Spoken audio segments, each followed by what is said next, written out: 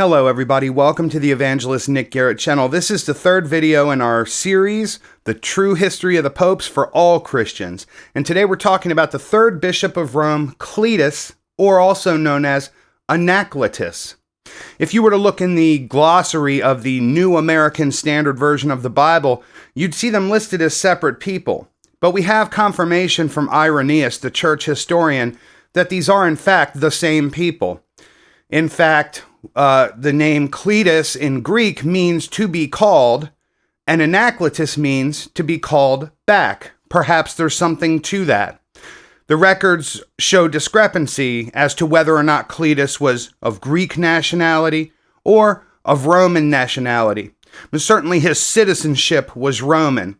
He and Linus, along with the fourth bishop, Clement, were all ordained by Peter himself.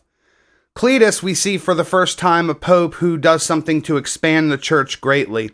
He breaks Rome into parishes, much like what we would see today in the modern Catholic Church. And he ordains 25 priests to house them. The historical records say we don't know how many priests he ordained, but if he successfully established 25 parishes, we know for a fact that he at least established 25 to the priesthood. Now, he was in service during a time of persecution, but part of his bishopric, there was peace and no persecutions. It was between Roman rulers. He was bishop during this time of Vespasian and Titus, Domitian, the 7th consulship of Vespasian and the 5th of Domitian. The years that he served, I don't even bother saying them because until you get several hundred years into the Middle Ages, the dates are certainly wrong. We've talked about before, there are arguments that suggest Peter was never even in Rome, and that he was actually bishop of Antioch, and that after him in Antioch served Evodius and Ignatius, whose 7 letters famously helped establish what would later become a universal church. And there are different accounts of how he handled it in Rome, that he went traveling and evangelizing, and at that time, he ordained Linus, Cletus, and Clement to run the church in his absence. There's discrepancy about the death of Peter's, about the date of Peter's death.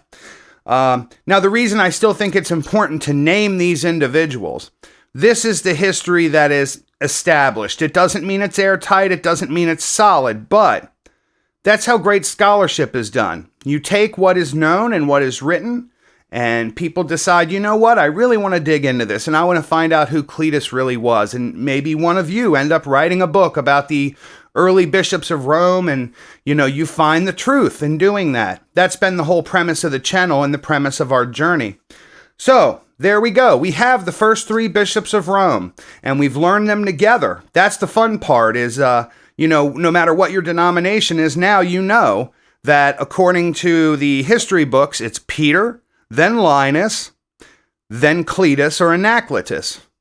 And we'll do the 4th one, Clement, next time. Thank you as always for being on this journey with me, and I look forward to learning something new together next time. Thanks.